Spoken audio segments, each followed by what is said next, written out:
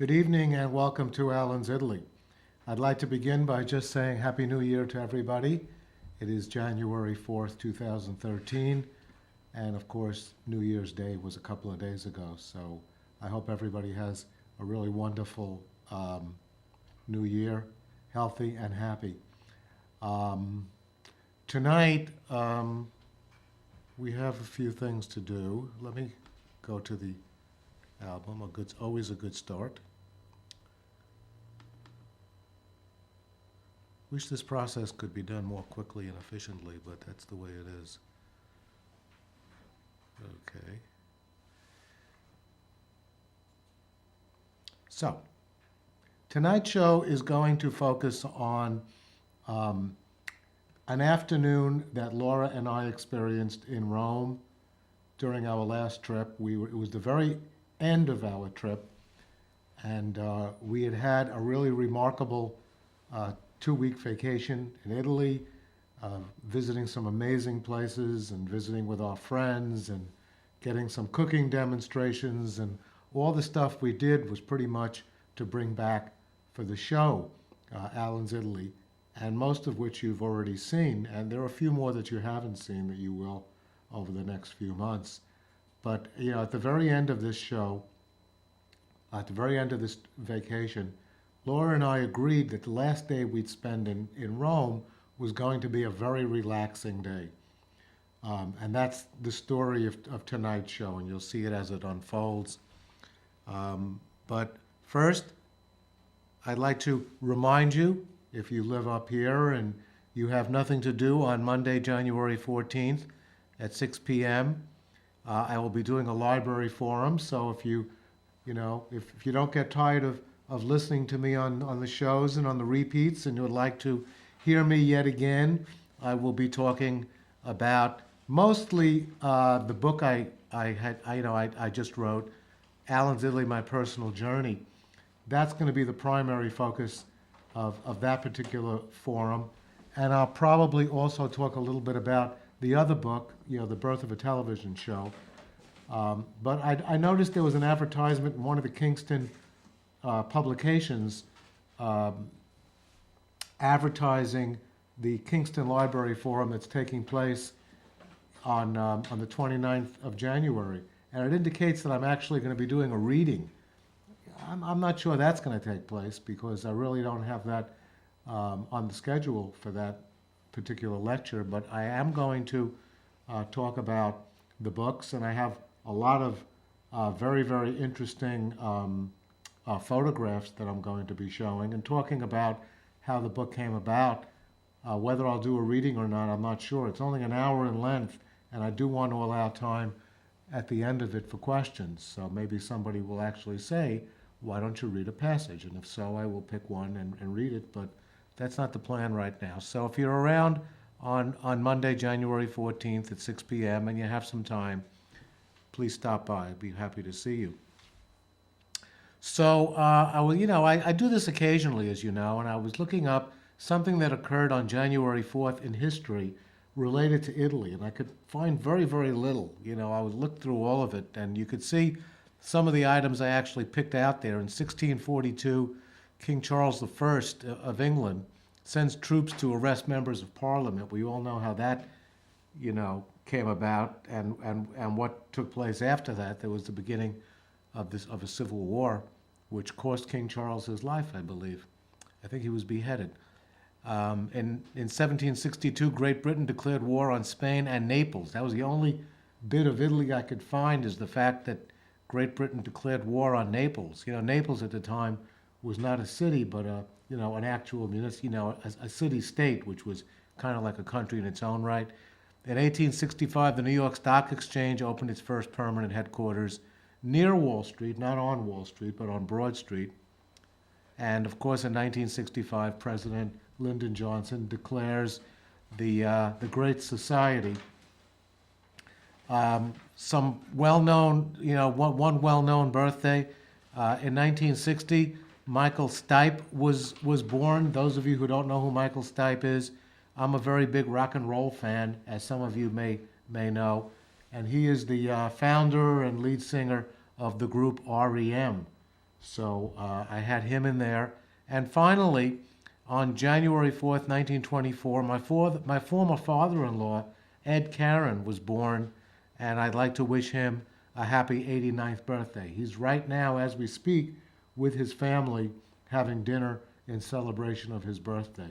So I'm very happy to hear that, and I wish him many, many more years of, of good life. He's actually, at the age of 89, he bowls like 3, 4 times a week, and he's a 200 bowler. I mean, I can't imagine that, but he's quite a guy. I could find nothing on Italy though,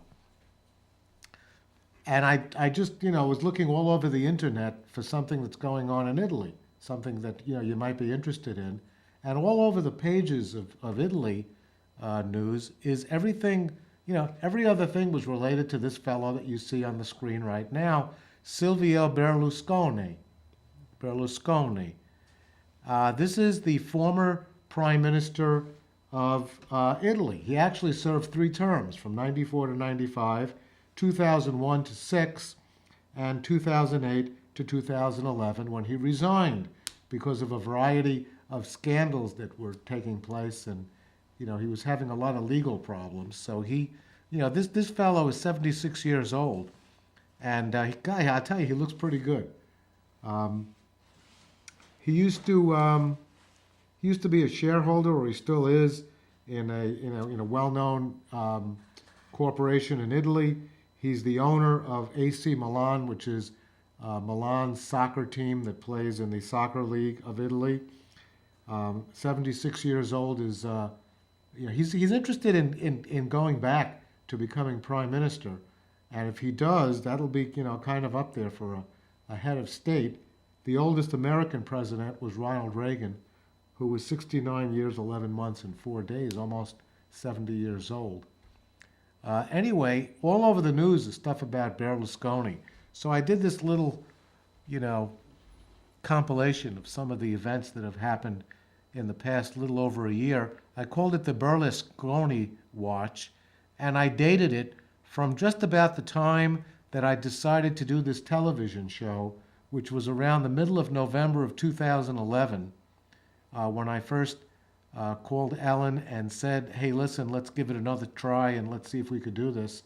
It was right around that time. I don't know the exact date, but it was right around the beginning to the middle of November when I made that phone call while I was driving into Woodstock one day. So I dated it from the time I kind of conceived the idea for this show, and then up till the present time. And these are the things that have happened to Berlusconi during that time.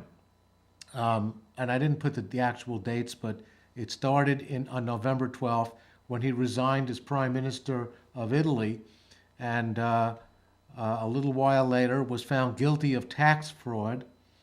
And then he decided to, a couple of months later, run to become prime minister of Italy again. Imagine an American president who's been, or a politician of any kind who's been found guilty of actually committing a crime and then decides to run for office again. This guy actually has a chance, from what people in Italy tell me. And then, of course, he backtracks after he made some kind of a comment about gay people. And shortly afterwards, he agreed to pay his ex-wife £80,000, get this one, a day. £80,000, ladies and gentlemen, is about $160,000 a day. That's hard to believe. So I don't know what kind of wealth this guy has. And I was even looking up other things because I couldn't believe it, that this, could be possible. And then, very, very recently, his fiancée, Francesca Pasquale, is being groomed to become First Lady of Italy, assuming that he wins the election for Prime Minister. He is actually going to be married to a woman who's 49 years younger than he is, and he's thinking of her already as the Prime Minister's wife being First Lady. So that's what's going on currently in Italy, and the Italians get into these political things and love to talk about it. So that's always fun. But here's tonight's show. It's Alan's Italy show number 48, and I called it A Sunny Sunday Afternoon in Rome. And this is what happened. Laura and I, as I said, decided that we were going to have a peaceful, relaxing day.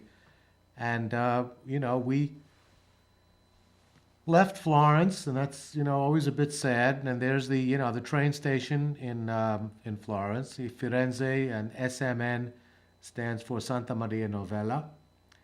And you get on the train, and eventually, you wind up at the Rome train station. This is me actually in the Florence train station, waiting for the train to pull into the station, around all the luggage, getting ready to board the train that's about to pull in.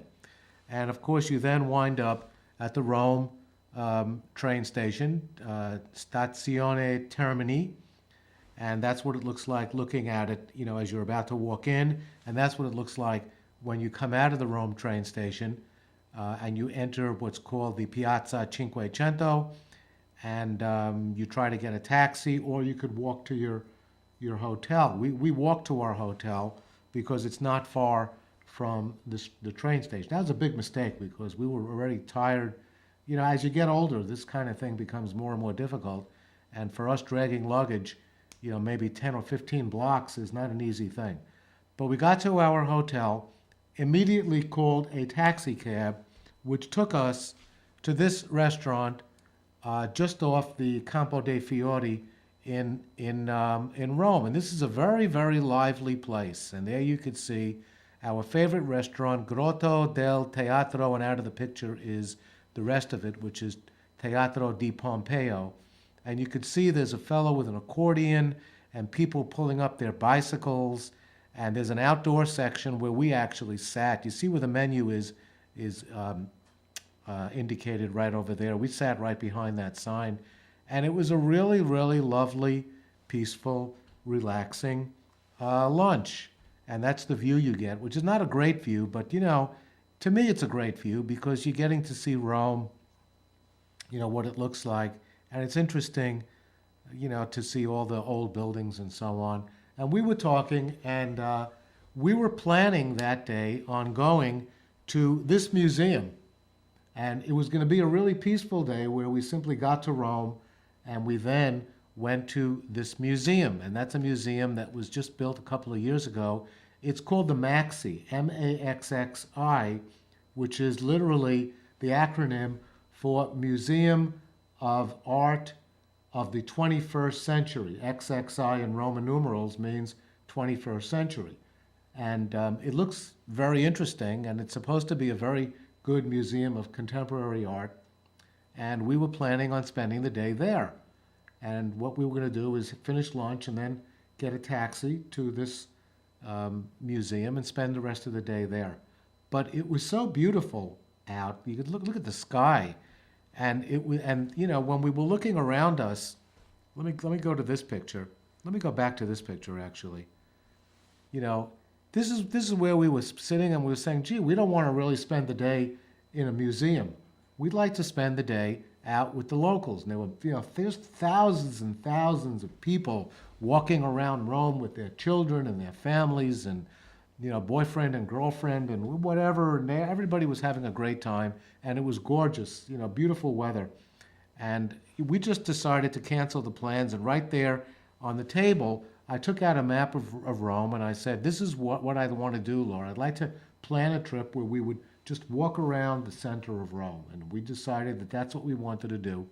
So here's where the restaurant is, right over here, near the Campo dei Fiori. So we were going to leave the restaurant and walk north into the Campo dei Fiori, where we knew there was a market taking place that afternoon, and then continue walking to the Piazza Navona, which is right up here, which is another happening piazza, and then over here to the Pantheon, which is another yet happening, piazza, and that wonderful Pantheon, the wonderful ancient building. And then we were going to come down this way to the Largo Argentina, which is a very popular ancient excavation that's currently going on, to an area which is known as the Jewish ghetto, which I had never spent much time in, and I thought we would go there and spend some time photographing and seeing what's there because Laura had never been there. And then we were going to walk across the river and see how that was into an area known as Trastevere, which is a really hip area. It's kind of like going to the Greenwich Village in Manhattan. It's like a really kind of fascinating area.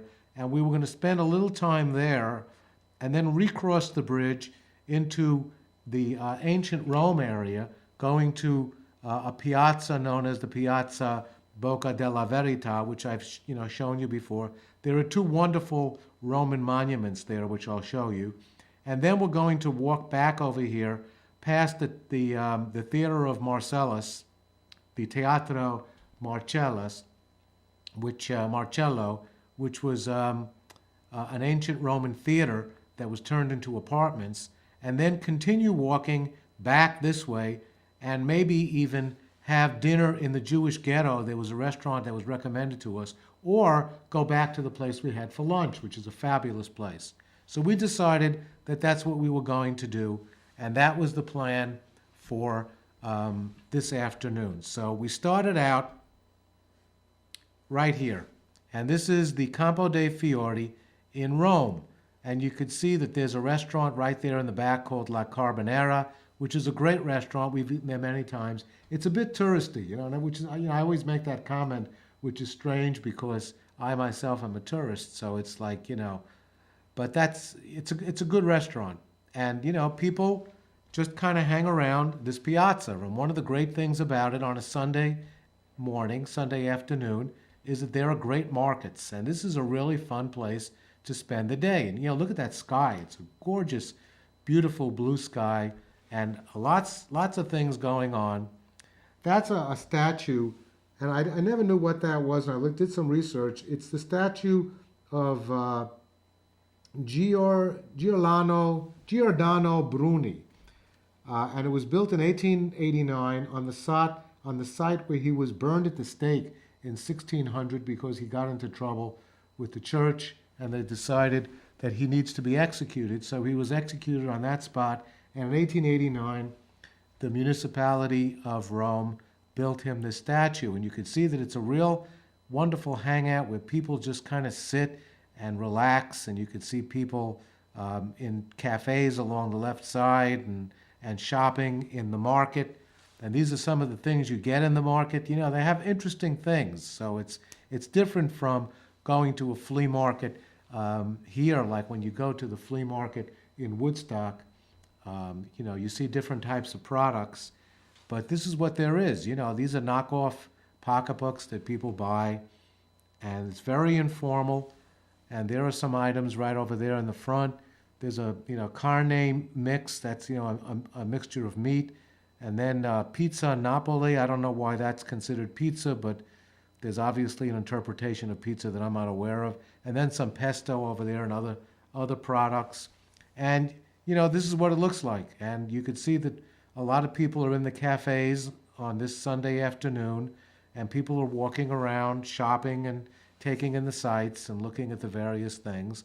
And we just began to really, really enjoy ourselves. We just spent this really rigorous two-week trip, and we thought we'd have an interesting and relaxing day, just kind of going to a museum. But this turned out to be pretty relaxing. You're just walking around this very wonderful market, and you get to see all the different foods that they have and people selling their food.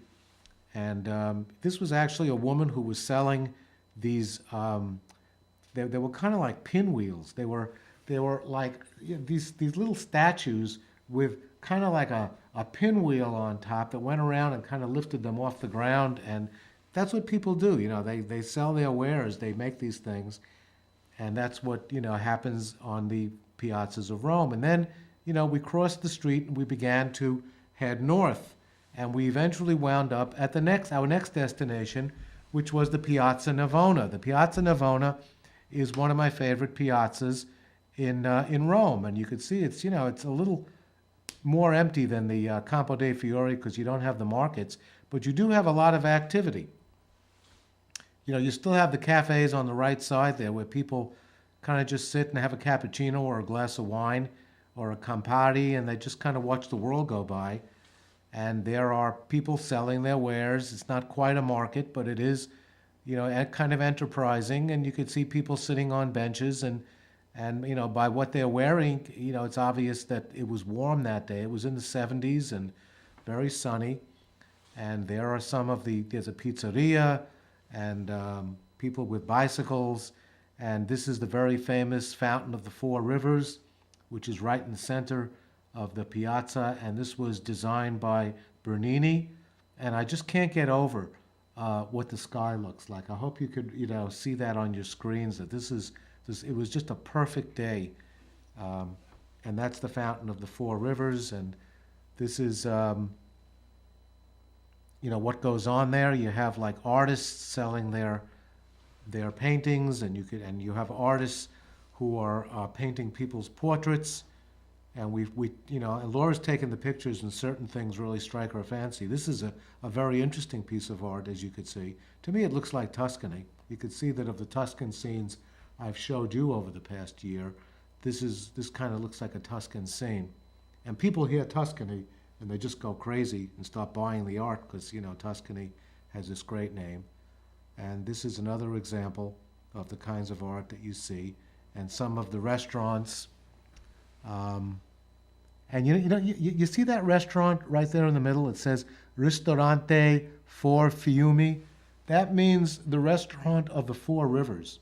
So, it's right opposite the Fountain of the Four Rivers and calls itself the Restaurant of the Four Rivers. So that's like an interesting idea. And there you see a very interesting bicycle over there with people being, ridden around. Being ridden around, is that a word, ridden?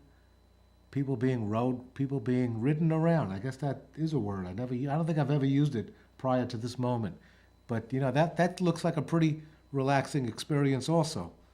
And there's one of the other fountains on the northern part of the Piazza Navona. And that's what the Piazza Navona looks like as we, get to the very end of it on the north side, turn backwards, and this is what you see before we exit the piazza and we start walking along the streets, and you see this, this is Italian ices being sold, and you can see that it's not just Italian ices, it's the most colorful Italian ices you've probably ever seen. And that's very enticing, of course. We didn't get any, and they have other food stores. This is obviously a combination of fruit and some pastries and cake, and this makes you very hungry. I told Ellen about a half hour ago I was hungry, and now I'm just like, forget about it. I'm just starved. But look at these wonderful stores that you see, and you get a chance to buy some stuff, and we usually buy things as well. And now we're headed towards the Pantheon, which is to the east. So we're walking along the street, and eventually, we're passing all these wonderful side streets in Rome.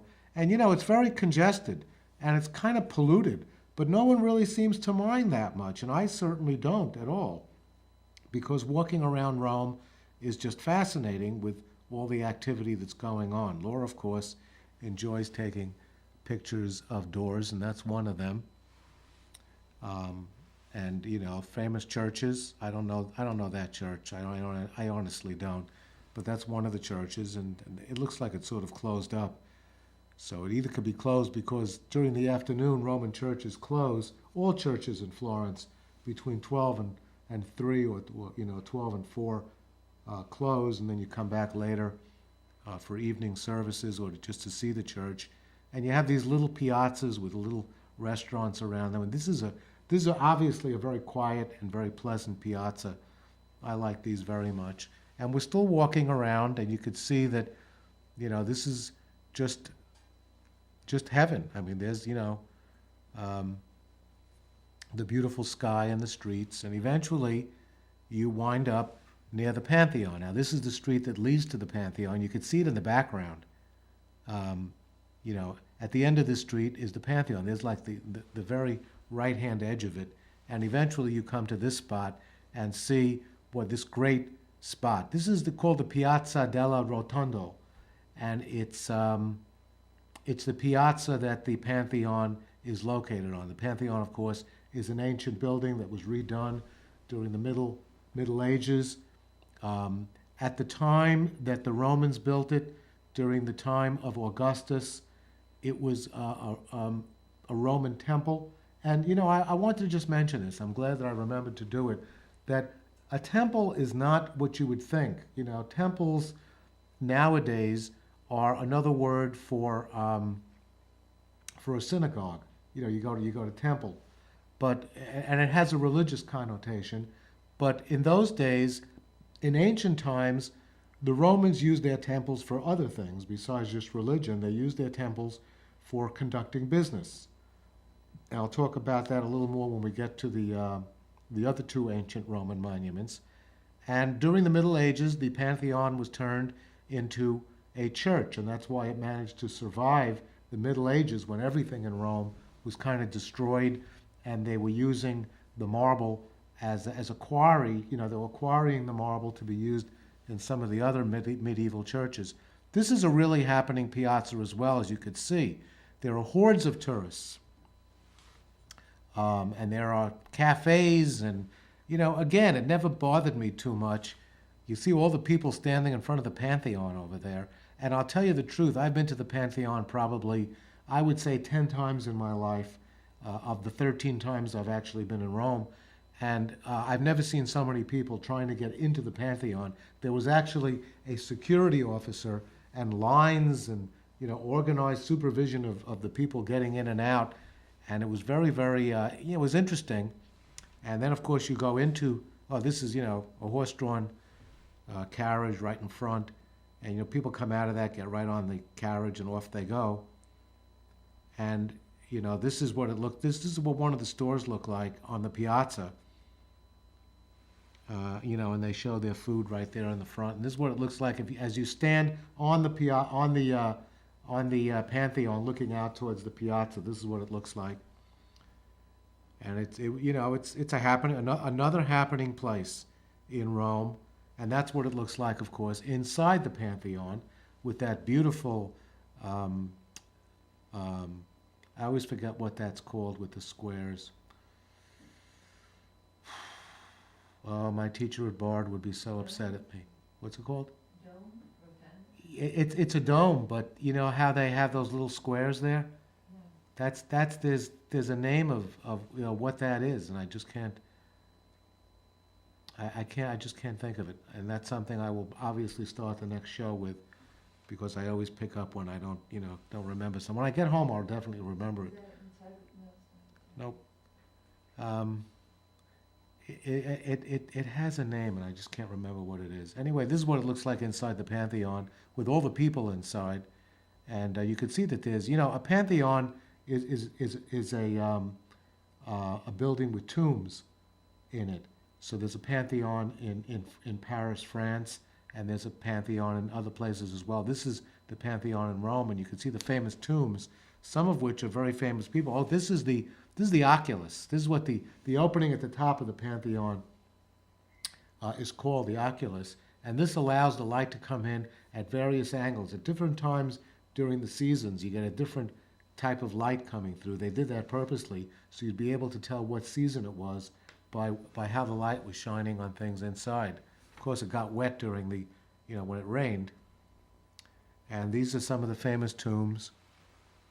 I can't read the name of this, but the next tomb I'm going to show you is the tomb of the very famous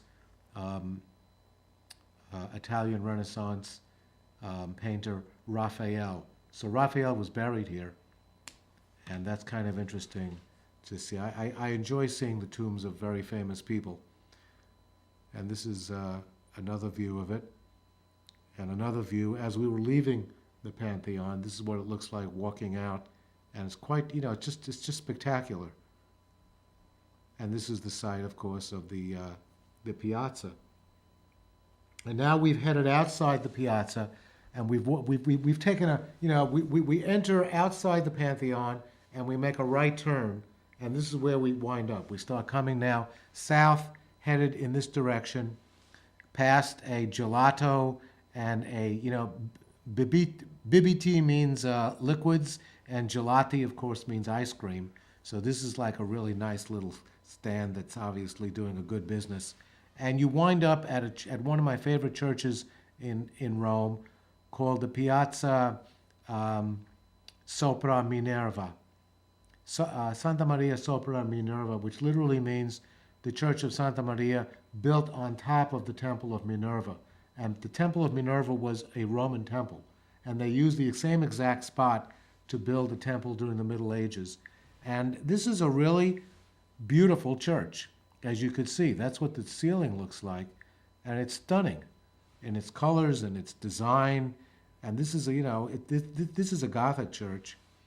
And the best part of the church is that you get to see a little-known sculpture by Michelangelo of Christ bearing the cross.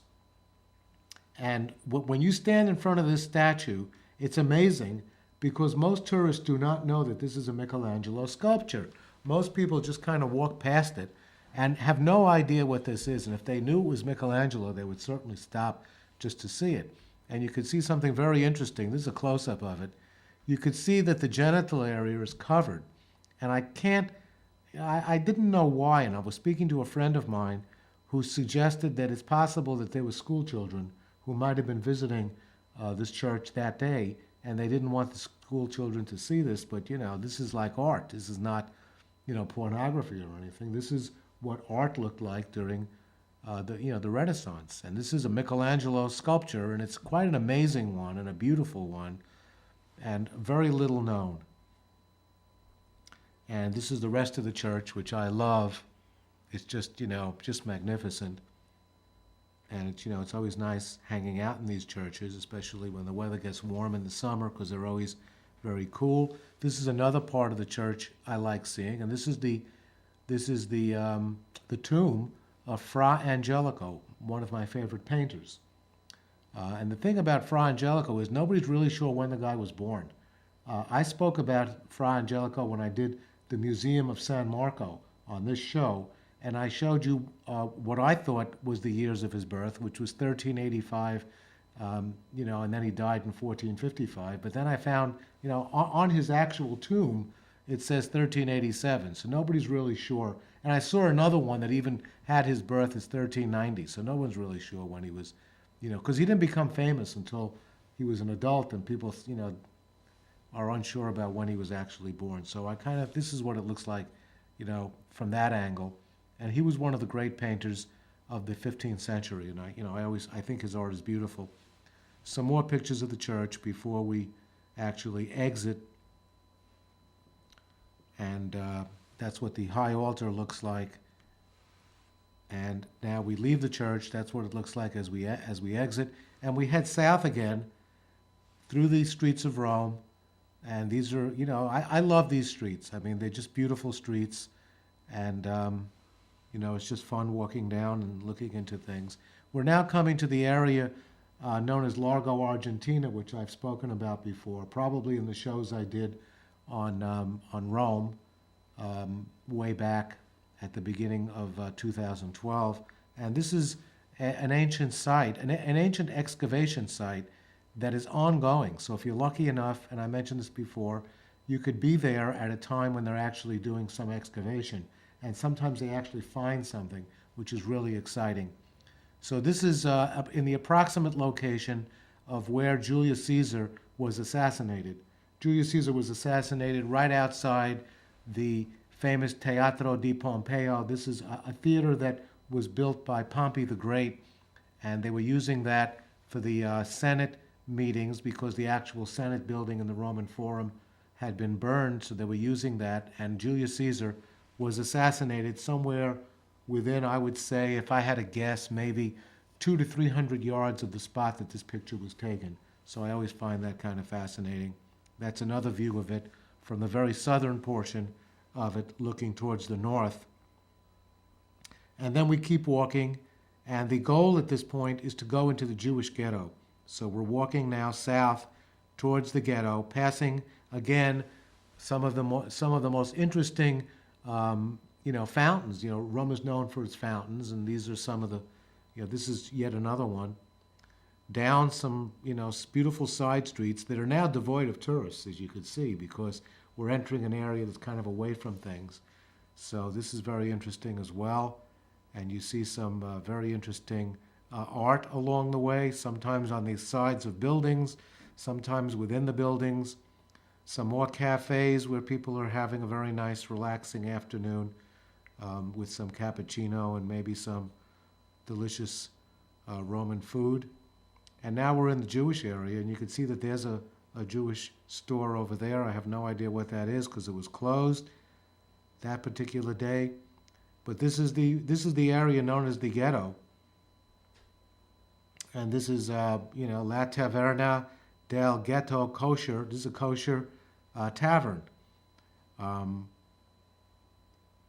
Cucina is probably a small restaurant right next door to it. So this is a famous another famous restaurant, Da Ghetto, and it's a kosher restaurant, and it's supposed to be very good. We were there after we had lunch, so we weren't really hungry. But there are other stores, kosher-related stores. They have little tables outside, of course, as well. And right next to the Jewish ghetto are these unbelievable Roman ruins. So this is an example. We were at that point, and we were headed more towards the river, where you could get a really beautiful view of the synagogue. So we were passing by this spot, which is an ancient Roman site, and I forgot about this, and it was really very, very interesting. I think I have the name here somewhere. That's what the site looked like. It's kind of well designed so that to herd tourists in and out. This is the Portico da Tavia. Portico da Portico. Okay, I got that part. Da Tavia. That's the Portico of Octavia. Basically, that's what it was. I should have not even tried with the Italian. That's what it looked like during Roman times, and this is what it looks like during the modern times. And then, of course, you wind up eventually right by the river. We have our backs to the river now, and we're looking at the synagogue, and it's obviously a very beautiful building. And we took a lot of different angles of it. This is the view from the synagogue, looking back towards where we had come from, and it's in a beautiful spot. And this is what the synagogue looks like up close. It's a beautiful tree-lined street overlooking the river, the Tiber River. And this is the view they had right from, the synagogue. The synagogue was closed, so we couldn't get in, but we're going to try again some other time. And then we decided to cross the river. So now we're on the bridge that's right next to the synagogue, crossing the Tiber River to the other side. And this is what it looks like as we continue crossing, looking at the other side of the river. And when you get to the other side, this is what you see. And actually, the river has two parts. The river has two bridges, and one bridge goes from the northern bank of the Tiber to an island. And now we're on the island, and then the other bridge goes from the island to the other part of Rome known as Trastevere.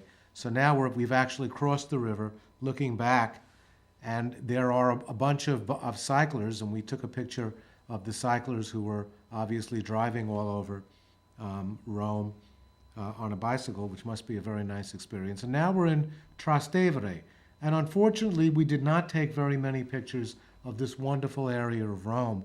This is the only picture that I could find, and it's a nice spot. It's a beautiful piazza, you could see, with yet another fountain right in the middle, and restaurants off there on the left side, cafes. And we kept walking, and now we're walking back across the river to the other side of the river, and the river is kind of beautiful, as you could see. And of course, there's an island. You have to hit the island and then back to the other side. This is an ancient Roman bridge. It's actually called Ponte Rotto, which means a bridge that's kind of falling apart. Rotto means rotting, and this is what that bridge is. It's not a bridge you can go on, but you could certainly look at it from one of the other bridges. So this is an ancient Roman bridge, and you wind up on this piazza, which is the Piazza Bocca della Verità, and that's a temple over there straight ahead, as you can see. It sort of looks like the temple of Vesta in the Roman Forum, and sometimes people call it the Temple of Vesta, but it's not. It's the Temple of Hercules. And as I said, a temple is not necessarily a place where people worshiped, it's more a place where business was conducted. And that's another view of it. It's a very pretty, very well preserved temple. That's another temple, the temple of Fortuna Portinus. And that's also, as you can see, a very well preserved temple. And Roman temples were entered only from the front, as opposed to, I've mentioned this before, Greek temples, which were can be approached from all around it. And you can see that the columns are Ionic columns. So that's a little unusual because the Romans usually used Corinthian, their own creations, but they also used a mixture of others as well, as we know from the Colosseum. Each level of the Colosseum is a different style of column, from Doric, Ionic, and then Corinthian. And then we walk past other monuments in Rome along the way. This is the Theater of Marcellus, which was built by Octavian, who became Augustus Caesar, built for his nephew. It's a beautiful building. You'll see a really nicer view of it, but Laura likes to take the details of the architecture, which make it really very interesting to look at. This is what it looks like from the Theater of Marcellus, looking back towards the ancient Roman ruins. This is, if you keep walking in this direction, you'll eventually come to the Campidoglio, which I'll show you in a few minutes. And we photograph these people. This is the new way of getting around Rome. These are people on little scooters. They kind of, it has two wheels or three wheels, and they grip onto a handle, and that takes them all around Rome. And I got to move a little faster now because I have a video to show you. And these are more views of that area. This is the Theater of Marcellus, which has been turned into an apartment building. And according to my teacher at Bard, these are the most expensive apartments in all of Italy. And I don't remember what each apartment went for. They're condominiums, so people actually buy them. And this is the view that people get. These are apartments that are built into ancient Roman ruins, so it's really an amazing experience. I've never gone in it. And this is what the Theater of Marcellus looked like in ancient times and what it looks like now. So it's kind of a very upscale address. That's what it looks like looking back at it as we walk more towards the Campidoglio. And there's some more Roman ruins in this area. And that's walking towards the Campidoglio. And that's the steps of the Campidoglio. And we didn't go up this particular time. We kept walking. That's the monument to Victor Emmanuel, who unified Italy into a country. And now we start walking back towards the restaurant.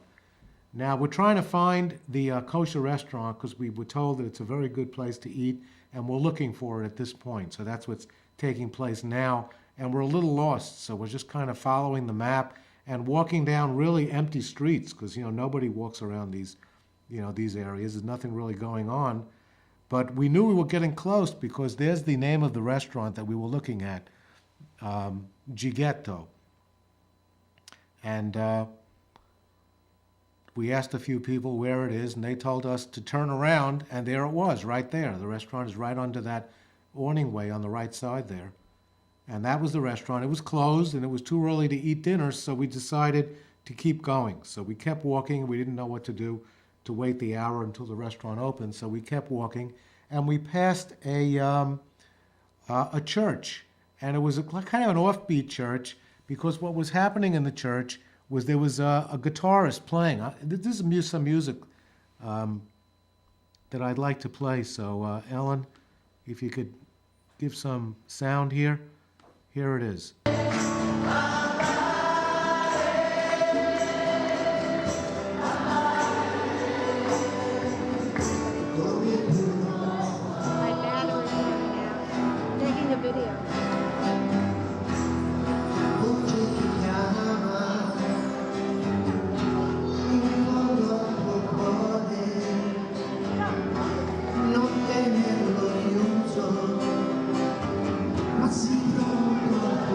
Like a very different kind of a church because you have this, guitarist playing the music, and it was like really pretty.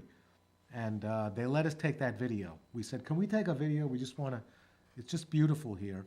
And then we got back on the street and we just kept walking. And And by now, we're just looking for the restaurant we had for lunch, the Teatro di Pompeo, passing some beautiful churches, as you could see. And then we walked by a gallery, and this is what the gallery had an exhibit of. Laura loved this, because this is a combination of sculpture and like nature. And look at those sculptures. Quite amazing. Very, very interesting sculpture. And we were the only ones in this gallery. And it was just fun walking around there. You know, again, these are areas of Rome that very few people go to. And, you know, we asked for directions back to the Campo dei Fiori. And now we're walking back, and we're pretty confident that we could find our way back to the Campo dei Fiori, where we're going to have a very relaxing dinner and not talk about Alan's Italy to anybody.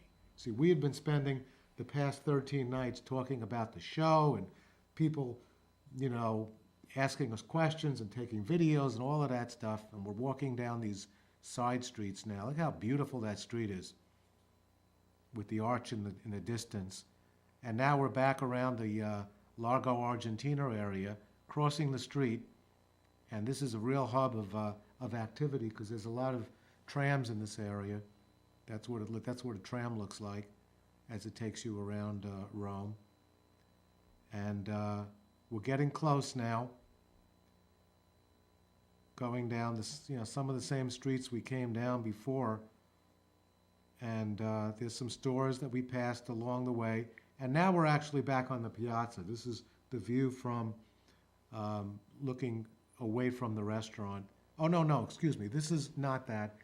We stopped here to listen to some musicians. And then we passed some more stores, some very interesting fashion. A musician who was playing that wonderful instrument, and I can't show that. Maybe I'll show that the next time because we don't have enough time. But he was a great musician and a really nice guy. And now we're back at the restaurant, and we're at the restaurant, and it was empty, and we were sitting there, and I was having a very relaxing glass of wine, and Laura and I, at this point, are saying, don't mention the show. We're going to have a peaceful, relaxing dinner, just having wine and eating our meal. And lo and behold, we met some people from the United States who live on Long Island who insisted on talking to us and asking us questions. And Laura and I looked at each other and I said, okay, tell them about the TV show. And we did, and this woman was one of the women we interviewed, and she's pointing to me going, you do a TV show? That's basically what she's saying there. And then, of course, we met this family, the Harlow family, and they were a wonderful family who were going from Rome to Florence, and I gave them some recommendations on restaurants once they got there. And this is the interview that I did of these people for the TV show. Can't get away from this show.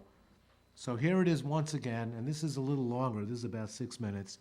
But this is the Harlow family and that lady behind us being interviewed. So here we go. Okay. So we're in Rome now. This is Alan's Italy, and we have some wonderful people here. We have 5 really wonderful people, and since Laura is facing me, we'll start with Tammy. Hello. Tammy is with a tour, but broke away for a brief time, and she's on her own, and she came to a great restaurant. Exactly. How long have you been in Rome? It's in hours now. Probably 8 hours. Have you seen anything?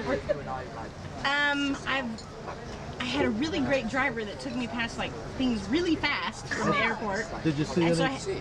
I got to see a beautiful rose garden that was on the side, and then I got to see. We went past the Vatican. We went past several things that are on our tour. So I haven't gotten a chance to actually stop and go see those things. And the best adventure of today has been the food, because that is, when you don't get great airline food and you're starving, you really want to make a great dinner. And this has been, I asked, I'm staying at the Hotel de Campo, which is fantastic, fantastic. Campo dei Fiori. Yeah, Campo dei Fiori, Oh, there we go. and has a great terrace where you can see everything 360 degrees of Rome and your location. And so I got to see all the little church domes and tops, and you can hear all the bells on the hour, and so I got to hear that at 6. And How long will you be here? I will be here about 5 days in Italy. Great. I mean, in Rome, and then we go to Arezzo. Arezzo? Nice tour. For about 2 weeks. Arezzo? Yes, Oh, you're a student. I'm a study abroad. I know. You're studying in Arezzo? Yes. Hello. Great place. Although officially, when you go through customs, you're just visiting the beautiful Italy. You're not a student, because that causes problems. And so I get to be with all the younger kids studying in Arezzo, and It's a great city. Everybody assumes I'm the teacher, which is funny. You should be. You want to be a teacher? Actually, I'm actually going for entrepreneurship, accounting, and MIS. I want to be the business owner that. Well, I used to supervise teachers, and from what I could see, I think you'd be a great teacher. I actually have done some student teaching. I'm a TA for management. What school is this? University of Oklahoma. Wow. So. Where the wind comes sweeping down the plain. Exactly. And so that's where I'm going to school, and it's a fantastic. It has one of the top 10 entrepreneurships in the country, and so it's just fantastic opportunity. Well, thank you for being on the show. Alan, thank you. I'm going to get I'm your looking email forward to your before we leave, videos. and I'll let I'm you know looking when forward it to is. your videos. Now so I know what to do. we have another group of people here. We have the Harlow family, and I'll introduce them from. Why don't you introduce yourselves? My name's Camille Harlow. I'm Megan.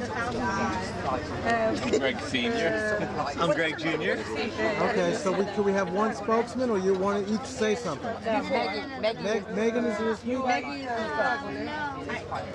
Okay, so who should I talk to? Megan? Okay, Megan. One thing you've seen here in Rome that you really love. On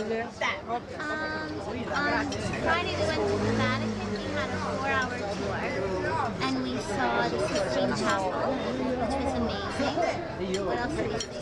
I think the Last Judgment Wall has the most interesting parts. For sure. Yeah, he did that many years later. Yeah, He I was think like 20-something years later. Yeah, he did the ceiling when he was kind of young. He was like, it was done in 1508 to 1512, so he was maybe in his 30s. And he did that, much later, and you could see the difference. Yes, you could. Because that was very, very sinister. And how he snuck his face into the flayed skin. And I the thought that was very bishops, interesting. the bishops that he put into the house, that was really cool too. I did an interview with my daughter about 2 or 3 months ago, and she said that the thing that stuck in her mind more than anything else was the Sistine Chapel. Me too. She loved that. So, okay, so that was your first best thing. Now, you've done some research, right? So when you get to Florence, what do you want to see? I'm going to consult your advice. Oh, thank you. And go to that restaurant. Right. La Spada. La Spada. And we're going to go to the Accademia Gallery. Right. And what are you going to see there? The David. Good. Really excited. Okay, now here's something I want to tell you. When you go to see David, when you walk down the hallway to see David is at the end of the hallway, there are 6 sculptures on the way there that are all unfinished. They're in a semi-finished state, and that's unbelievable. So just don't run to the David. Look at the unfinished sculptures on the left and on the right side of that little hallway as you walk into David at the very end. Why are they unfinished? It was a commission that he received, and he just never had the time to finish. He just kept. Michelangelo was crazy. He needed to go to different things constantly, and he just left. He did a sculpture. Said, "I'm tired of that. I'm going to this." And then he went to this one, and he did that, and then he kept going around to different. That's the way he was. So and that was later in his life. So he only really finished things earlier in his life. So. Did you see? Did you see the Pietà? Yes. What did you think of that? Amazing. I thought that was cool, but the thing that fascinated me the most was the forum. Because when I was walking through the forum, I really thought I was in that civilization. Right. The guide was amazing. Right. And the Palatine Hill was beautiful. It had a lot of flowers out there. Yeah. Yes, that's great. That's wonderful. Well, thank you for being on Alan's Italy. and you're going to be on the show, which is called Americans in in Italy. Americans in Italy. It'll probably be shown in either September, October, or November. I'm not sure yet because we have to go home and organize all this. So it could take a while. But We'll subscribe. But thank you very, If you do very it in much. October, we'll be there before. Yes, we'll be there in Thank you September. very much. Thank you. very.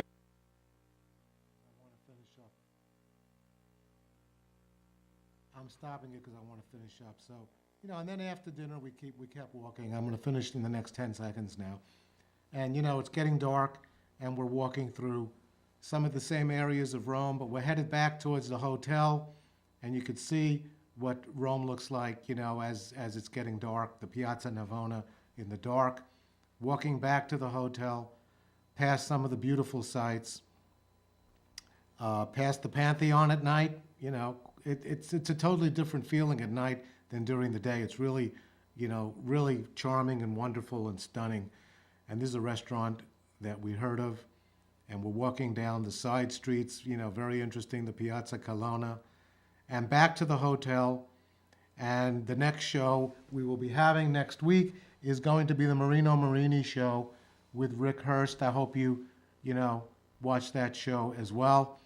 He's finally going to be on to do that, and a lot of people were looking forward to it. In the meantime, thank you for watching. Buonanotte e buona fortuna.